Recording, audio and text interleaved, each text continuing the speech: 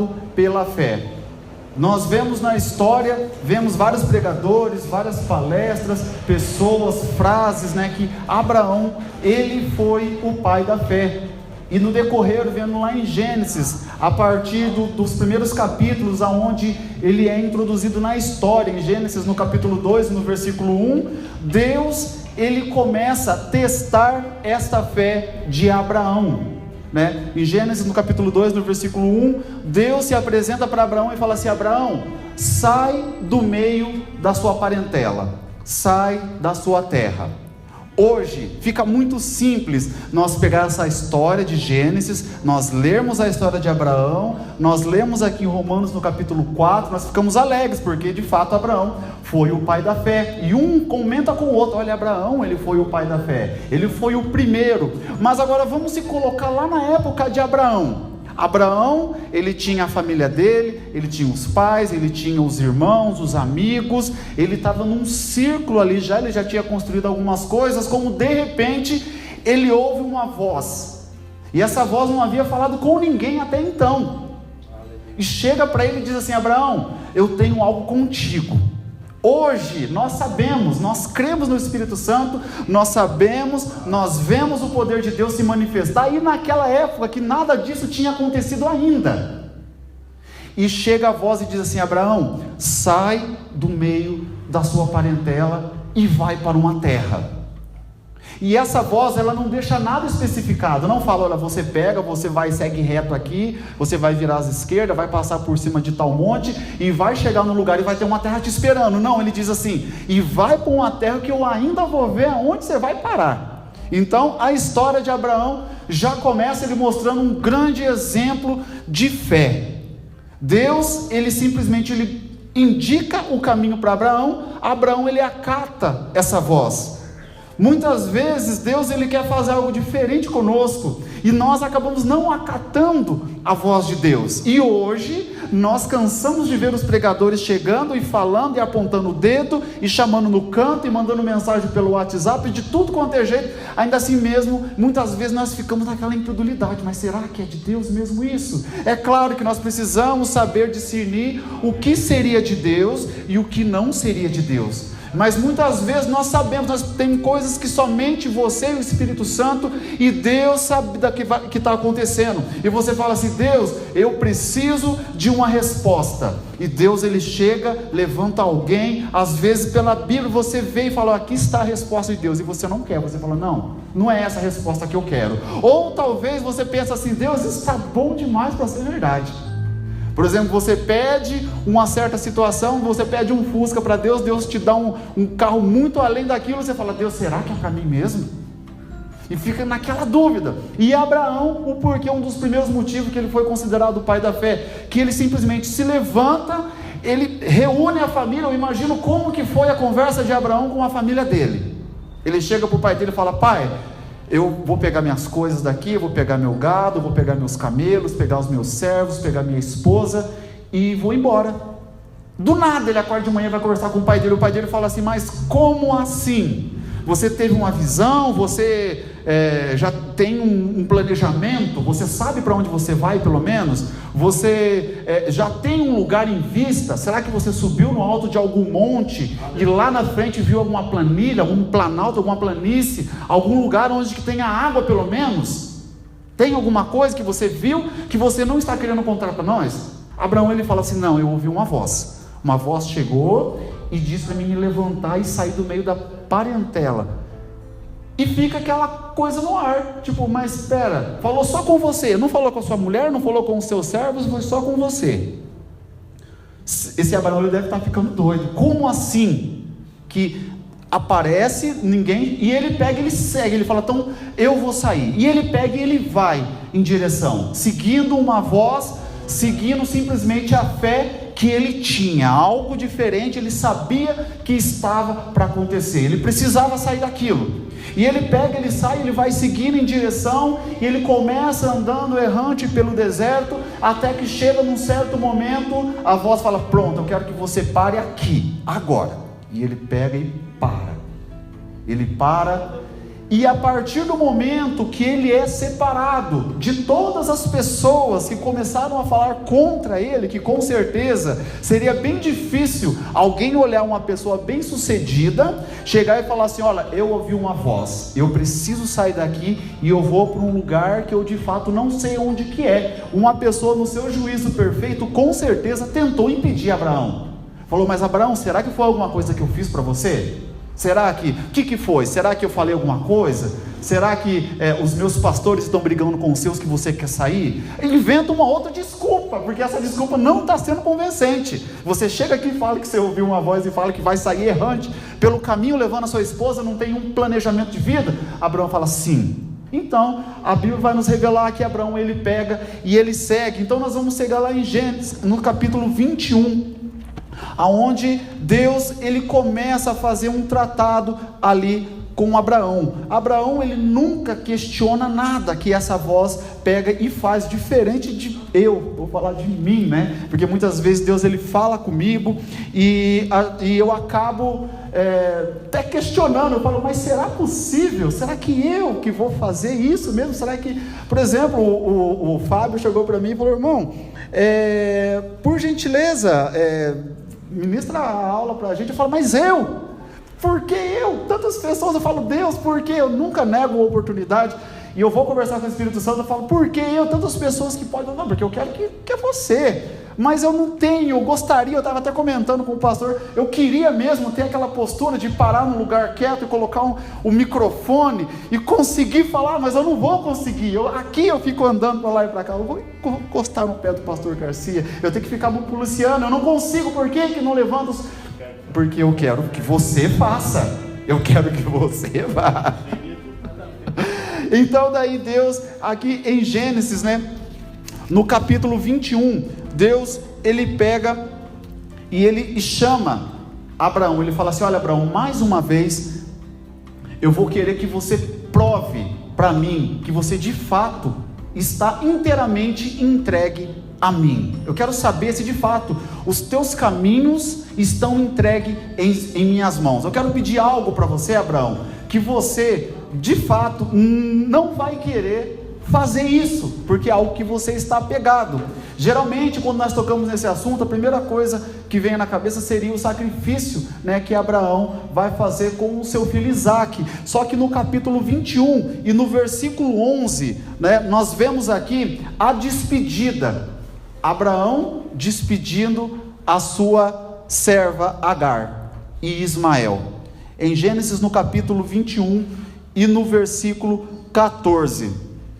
Eu estou fazendo um resumo bem breve aqui, porque eu acho que não vai dar tempo, então eu vou resumir bastante aqui do que aconteceu. Deus, antes disso acontecer, ele chega para Abraão, ele diz assim: Abraão, através de ti será bendita todas as nações. Deus se apresenta para Abraão e fala assim: olha, Abraão, eu quero através de você, através da sua semente, você vai ter filhos, você vai ter netos, você vai ter bisnetos e tataranetos, e grandes nações vão surgir através de ti.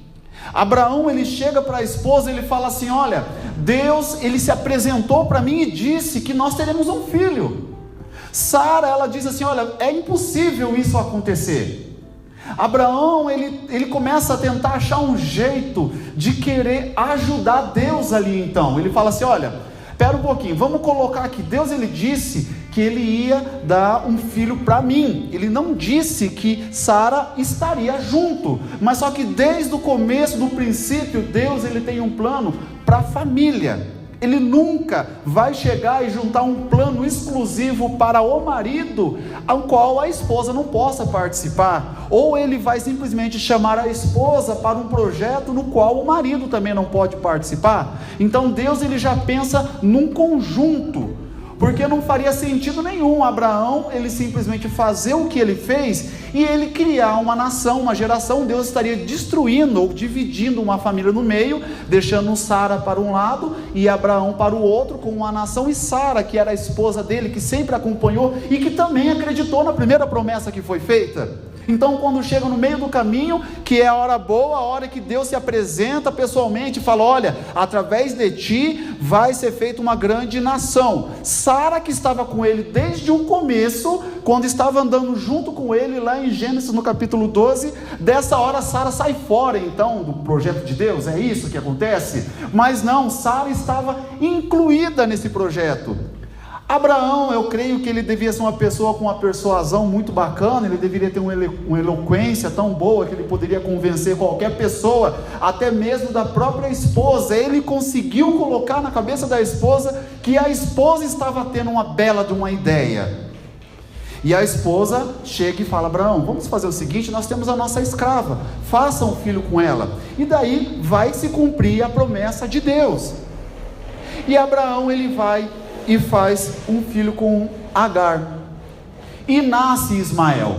Então nós vamos ver aqui que no decorrer dessa história, Deus, ele tinha criado um plano A para Abraão. Ele falou assim: ó, meu plano A é esse plano, é você, Sara e seu filho. Você precisa confiar em mim, quando eu faço a minha promessa.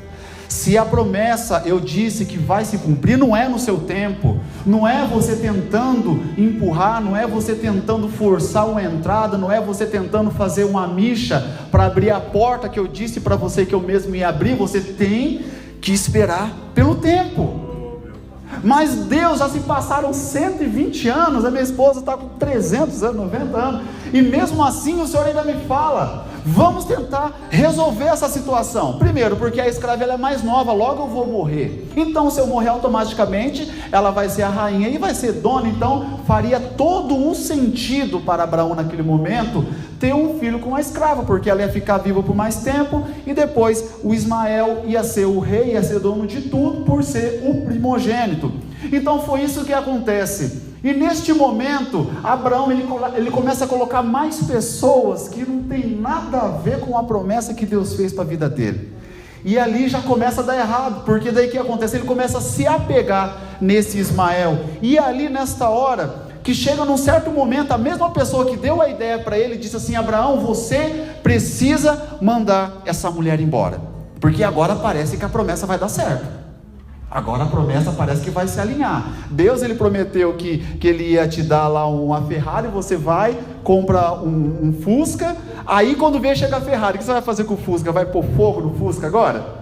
Como é que vai ser? Então quer dizer que a primeira promessa já não vale mais? Agora não, agora está certo, Deus, agora se alinhamos aqui, então essa promessa, eu vou continuar seguindo essa promessa. Mas só que, e daí, o que acontece com o restante? Das vezes que você tentou ultrapassar os planos de Deus, dos momentos em que você tentou forçar uma porta que não era para ser forçada, no momento em que você tentou abrir uma porta que o próprio Deus acabou de fechar, de ciclos de amizade, de ciclos de pessoas que te faziam mal, Deus vai lá e fecha essa porta, de certos relacionamentos, e mesmo assim você vai lá tentando abrir. Você fala: não, Deus, eu vou abrir essa porta aqui, eu vou forçar para abrir. Aí você consegue abrir essa porta, aí a porta que Deus falou que ia abrir, se abre.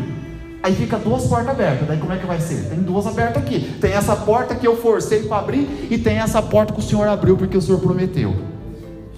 E agora? E como é que vai fazer essa ruptura? Abraão, ele está ali com o filho e ele está com a escrava. Deus, mesmo assim, ele olha para Abraão e ele fala assim: Abraão, por mais que você me desobedeceu, por mais que você não creu na minha palavra, por mais que tudo que eu fiz para você até hoje, você não deu valor, eu ainda tenho um plano B para você, Abraão.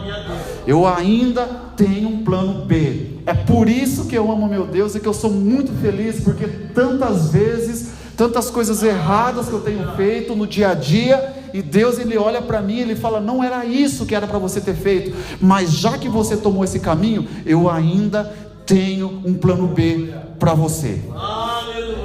E neste momento Abraão, ele levanta de manhã e ele chega para Agar, ele fala assim: Agar, olha só, a conversa não foi muito agradável, não foi uma conversa muito boa. Abraão, ele se levanta antes que o sol venha subir. Ele chama Agar, ele fala assim: Agar, olha só, aquela promessa, eu me equivoquei, a promessa que Deus fez de fato Deus, ele se cumpriu na minha vida. Agora, só que daí agora está você e está o Ismael. E pelo que Deus me contou aqui, vocês não fazem parte da promessa. Deus, ele gerou um plano B aqui, e o plano A você não está incluso mais. E agora, como é que nós vamos fazer? São 2 vidas, são 2 seres humanos. Neste momento eu comecei a meditar nessa parte, eu comecei a pensar, eu falei assim, mas como que Abraão teve uma coragem de fazer isso? Já que ele vai dispensar essa moça no deserto, com o filho, com tudo. Abraão, ele era rico, ele tinha dinheiro, ele tinha vários camelos, ele tinha caravanas. Por que esse Abraão, ele não pega essa mulher e fala assim, olha, eu vou dar uns 5 camelos para você, eu vou colocar um monte de águas para você aqui, eu vou dar uma carroça com a cabana, e vai você e o menino?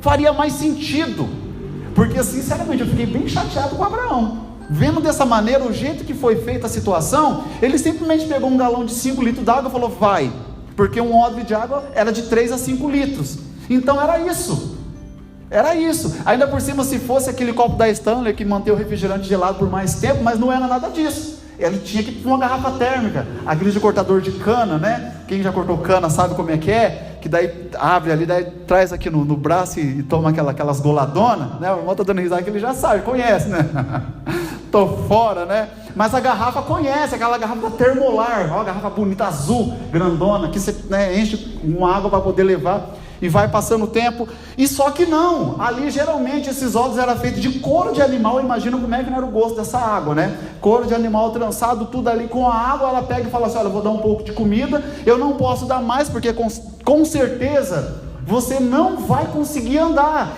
E ele simplesmente pega e fala, vai, e agora? E essa mulher, ela segura na mão do menino, e ela entra no deserto.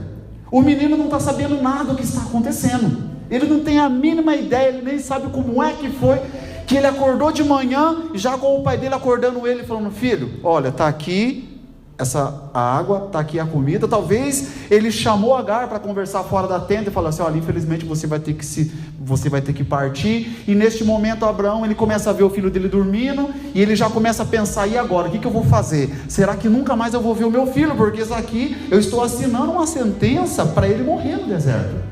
Porque se eu tivesse interessado em ajudar, o que eu faria? Eu montava uma caravana, pegava alguns escravos, algumas pessoas, falava, vai, leva ela até o lugar onde dá, tenta achar uma cidade mais próxima, leva aqui, ó, uma carta de recomendação, entrega essa carta de recomendação, entrega ela na cidade tal, fala aqui, ó, eu sou escravo de Abraão, estou procurando um emprego. Porque Abraão, ele era conhecido na região, que ele tinha muitas coisas, muito bens, mas só que não, ele simplesmente é frio com ela e entrega ela no deserto, e ela começa andando. E ela vai indo, e passa um tempo, só que chega no momento que essa água acaba, e Abraão está do outro lado, ele está pensando no que pode ter acontecido, mas só que ele também não pode fazer uma cara de quem está muito triste, porque senão Sara quebra um cabo de vassoura nas costas dele ainda. Então ele tem que se manter com aquela cara de pêssego, ele não pode fazer uma cara de preocupação, por mais que ele esteja com o coração dele no menino que está entrando no deserto, com 3 litros de água, com a mãe, com a comida, e ele sabe, ele conhece mais o deserto do que qualquer pessoa, e ele começa pensando, ele fala, e agora, o que vai ser do meu filho? Aí ele começa a pensar nessa promessa, só que daí neste momento, o filho dessa mulher já está se desfalecido, está embaixo de um arbusto ali, quando aparece o anjo para Agar, e fala assim, Agar, olha só, você não tinha nada a ver com esse BO que Abraão fez, ele não creu na promessa de Deus, mas só que é o seguinte, através de você também, como foi feita a promessa, vai se sair uma grande nação. E mesmo assim, o nosso Deus é tão maravilhoso, que mesmo que a gente erre, que a gente quebre a cara, a gente volta lá, Deus fala, não filho, enxugue essas lágrimas, toma mais um gole de água e segue, porque ainda a bênção está para chegar. Mas Deus, deu tudo errado, eu fiz errado, eu pulei o plano, eu não fiz da maneira como estava no script, o Senhor tinha um plano tão perfeito, tão bonito, e ainda assim mesmo, eu faço uma coisa errada. Deus fala assim, não, você vai continuar fazendo coisa errada, você vai continuar, mas hoje não, hoje é o dia de você tomar um copo d'água nesse poço, leva água para o menino, e eu vou tratar com você lá na frente, e eu vou pegar Abraão também. Eu vou pegar Abraão também, porque essa história não pode ficar assim, não é verdade? E eu comecei a ler o livro de Gênesis, eu falei, nossa, nossa, esse Abraão também, como é que ele faz isso? Só que daí o que acontece? Quando chega no capítulo 22, Deus ele fala assim, agora eu quero ser outro filho. Aí eu falo, vai Abraão, viu? Aquela hora você mandar seu filho, que não era filho seu no deserto, era uma coisa, agora você vai ter que sacrificar o seu próprio filho. Que daí que nós voltamos lá para Romanos no capítulo 4, dizendo que Abraão, mais uma vez, se prova como o pai na fé. E neste momento também, eu quero chamar a atenção dos irmãos também, para nós tratarmos Deus como a nossa prioridade. Nós não podemos de maneira nenhuma tratar Deus como segunda opção. Sempre tem que ser a prioridade. Nós precisamos tratar Deus como a nossa prioridade, por vários motivos. Primeiro, que se você conseguiu o seu trabalho, porque Deus abriu a porta. Se você está com a sua família unida, é porque Deus está mantendo a família em união. Se você está almoçando de manhã, porque Ele que colocou a comida, não foi nada por você. Então, você precisa tratar Deus como prioridade. E neste momento, Abraão teve que aprender isso na prática. Se ele tivesse ouvido lá do começo, um momento em que um anjo chegou para ele e falou assim, Sara, toma um copo d'água. Se ele tivesse ouvido logo no começo, quando o anjo se apareceu e disse assim, você vai ter um filho, se ele tivesse crido na promessa, eu também, olhando para o outro lado, eu também não julgo tanto Abraão, porque até então não havia acontecido nenhum milagre dessa magnitude, né? Até que nós ouvimos na Bíblia, antes de Abraão não aconteceria tal situação. E Abraão estava tendo o primeiro contato com Deus ali, né? Nós hoje já vimos a história de Abraão, já vimos a história de vários profetas que acabaram errando. Nós vimos que lá no futuro Deus ele vai abrir o Mar Vermelho, nós vimos que Deus vai abrir o Jordão, nós vimos que Deus vai fazer cair o fogo do céu. Nós vemos isso, ainda assim mesmo, muitas vezes nós não acreditamos. Agora imagina Abraão que não viu nada, só viu um homem que se apareceu na frente dele com um pedaço de pau e falou assim, eu sou o anjo do Senhor. E ele fala, não, se você é o anjo do Senhor, então eu quero que você venha almoçar comigo. A única prova que ele teria seria essa. Hoje nós temos várias e várias provas, vários e vários milagres que acontecem na minha, na sua vida, e Abraão não tinha nada disso. Então também vão dar um desconto para ele. E quando ele chega no capítulo 22, aí sim Deus ele quer fazer a última prova com Abraão. Deus ele diz assim, Abraão, você já saiu do meio da sua parentela, beleza, ponto positivo para você, foi ótimo, porque você não me conhecia, você nunca me viu, você simplesmente ouviu uma voz do além que chegou e disse, sai do meio da sua parentela e leva seu sobrinho. Aí a tia Maria lá, tia Maria saiu lá de Pinhais e trouxe o sobrinho junto para Piraquara, né? E ele levou o sobrinho Ló junto, né? Deu trabalho esse sobrinho para ele. Vamos falar desse sobrinho, é só uma benção, né?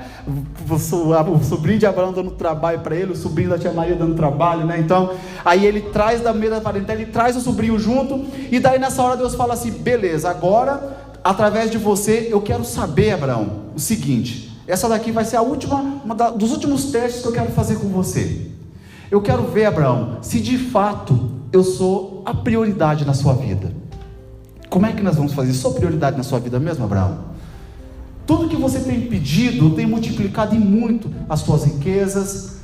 Eu pedi para você dispensar Agar e o menino no deserto, você o fez, né? Eu vi que você fez isso porque ele não simplesmente entregou assim, tipo, a Deus dará. Ele chegou e pediu para Deus, Deus pediu para ele mandar menino, não era para ser desse jeito, era para ele pegar um camelo, fazer uma caravana bacana e deixar, não entregar desse jeito. Agora, eu quero ver, Abraão, como que nós vamos fazer? Será que você mesmo, de fato, está tratando Deus como prioridade? Será que Deus, a qualquer momento que Ele chegar para você e falar assim, olha, eu preciso disso, que você faça esse pequeno sacrifício para mim, será que nós vamos estar dispostos a fazer tal sacrifício? Mas Deus, o Senhor abriu essa porta de emprego para mim, o Senhor abriu essa porta de emprego, mas será? Não, Aí que tá, o que você acha? Será que seria possível você fazer isso? Será que é possível agora? Você conseguiu montar a sua casa, você está só com a sua casa, com o seu carro, está tudo certinho, você já está num convívio bacana, está com um ciclo de amizade, já está com os obreiros do seu lado, já está frequentando a igreja toda, mas só que agora eu quero que você se mude, eu quero que você saia daqui e vá para um lugar onde você não conhece ninguém e recomece. Será que Deus neste momento vai ser a prioridade na sua vida? Eu fico perguntando para mim também, será que de fato seria, nesse momento, eu pensando assim, Deus olhar para mim e falar assim, olha, você batalhou, você conseguiu seu emprego, você está numa posição onde você gostaria de estar, mas só que agora eu quero que você entregue tudo isso para mim, eu quero que você entregue, e eu gostaria que você entrasse numa outra empresa, você vai ganhar menos, porque eu quero que você trabalhe só de período até tal período, porque eu quero você mais na minha casa. No primeiro momento você vai achar desculpa, você vai falar, não, isso daí é coisa da minha cabeça, são vozes do além, só que daí passa um tempo, chega uma pessoa e fala de novo para você, aí você fala, não, isso daí foi só uma mera coincidência, quando vê, Deus manda uma pessoa vindo de outro estado, e ele chega, nunca te viu, ele aponta para você e fala, eu já estou falando com você pela segunda vez, e aí como está a nossa prioridade? E talvez, Deus ele não está pedindo prioridades em coisas tão grandes assim. Muitas vezes Deus não está pedindo uma prioridade tão grande para você pegar e entregar o carro para o pastor Cristo. Não está pegando e entregar a escritura da casa para o Juninho, nem está aqui a escritura da minha casa, não está pedindo nada disso. Muitas vezes Ele só quer a prioridade no seguinte, filho, você tem 12 horas para dormir, num koala agora, 6 horas que você dorme. Você dorme da meia-noite às 6. Será que no decorrer desse tempo eu posso ser um pouquinho da sua prioridade para você acordar e me dar 5 minutos desse tempo? Eu não estou pedindo muito, 5 minutos dessas 12 horas, 6 horas, não é? Eu que durmo 12 horas, né? Da meia-noite às 6 que você tem para dormir. Será que eu posso ser a sua prioridade nesse espaço aqui? Será que na hora que você entra no seu quarto, que você está estudando a Bíblia aqui, você está focado realmente, você está fazendo de fato, a prioridade sua é o que você está lendo aqui mesmo aqui? Porque muitas vezes nós estamos lendo, está só o corpo lendo aqui, quando vê você está pensando lá aonde que conseguiram inventar a belíssima ideia de colocar uva passa no arroz, e você vai pesquisar na internet o porquê. E isso acontece muito comigo, que eu estou aqui estudando, eu falo, meu Deus, Abraão vai matar o filho dele, e eu estou aqui dando total prioridade para o que está acontecendo, e daqui a pouco aparece uma mensagem assim na minha cabeça assim, mas quem que inventou o boneco da Michelin? Que não tem nada a ver, daí eu vou pesquisar, aí eu paro, e vou tentar achar o que é, por quê, quem que teve essa brilha, por quê? Se o pneu é preto, por que o boneco da Michelin é branco? Por quê? E, tipo, daí quando eu vejo... Aí eu começo a pensar assim, daí Deus fala, mas espera aí, nem essas 2 horas que você tem para estudar a palavra, nem para isso eu não estou sendo a sua prioridade, nem esse tempinho. Aí eu pego e desligo o Michelin e vamos voltar aqui, e eu começo, meu Deus, onde que eu estava? E tem vezes que eu estou lendo a situação de olho aberto, eu estou lendo aqui, e estou tentando, pensando numa coisa totalmente, eu estou falando isso em nome de todas as pessoas que estão aqui, isso é um fato, não adianta, Fábio, não me venha com essa, Fábio. Né? Quando você está estudando na escola dominical para dar aula, você está lendo aqui, quando de repente assim você fala, mas se eu pegar um mapa, assim, quando vê, você está vendo uma coisa que não tem nada a ver, nossa, o carro baixou o valor, dólar subiu aqui, ó, tudo isso, e você fica aqui pensando, quando vê, muda, e Deus ele fica pedindo só um pouquinho da prioridade, ele fala, só a prioridade aqui, porque você vai precisar desse texto, mais para frente. Por quê? O Espírito Santo de Deus, ele não vai brotar nada na sua cabeça, ele vai te fazer lembrar daquilo que você leu. Então não venha dizer que, eu cheguei aqui, o Espírito, não, vai te fazer lembrar, não é assim, pastor, porque, por exemplo, imagina o pastor que deu aquela esplendorosa aula, você acha que o Espírito Santo de Deus trouxe na hora para ele? Não, ele lembrou daquilo que ele estudou, daquilo que ele leu, o Espírito Santo só foi colocando nas ordens aqui. Então nessa hora, essa prioridade que Deus está pedindo para Abraão, não é aquela prioridade de ele pegar num final de semana, acender o altar e queimar um bezerrinho ali, e ficar totalmente focado naquilo que ele está fazendo, não é nada disso, é uma coisa mais profunda. Deus chega para Abraão e fala assim, eu quero que você pegue o seu filho, o seu único filho, e venha sacrificar a mim. Abraão ele nem questiona.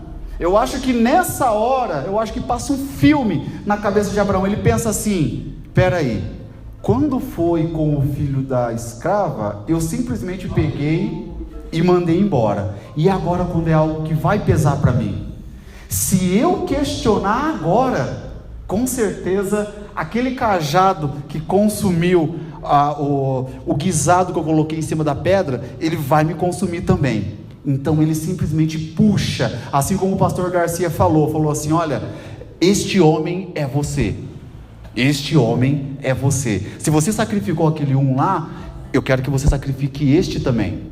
E ele dá aquela segurada e fala: meu Deus, vamos. E ele pega uma outra pessoa que não tem nada a ver com as escolhas que ele fez e sobe para o monte para poder fazer o sacrifício. E ele chega, e ele vai em silêncio, e ele vai com o menino, e ele coloca o menino em cima, ali ele prepara o altar, e ele põe as madeiras, ele amarra o menino, ele coloca o menino em cima, e Deus lá de cima só olhando e fala: vamos ver até onde que ele vai. Na hora que ele aponta o cutelo, que ele vai imolar o próprio filho, Deus fala: chega, já vi que de fato você para mim está me tratando como uma prioridade, como uma prioridade.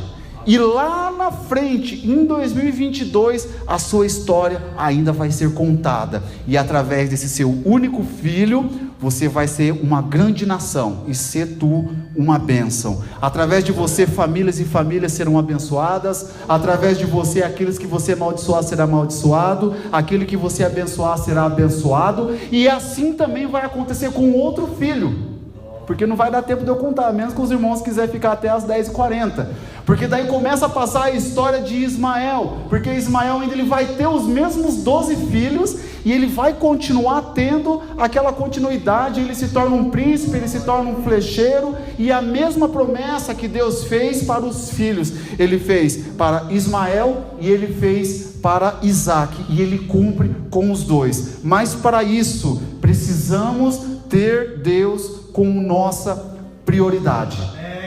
Prioridade. E sempre que os irmãos estiver orando, estiver lendo a Bíblia, não vão tentar pesquisar nada.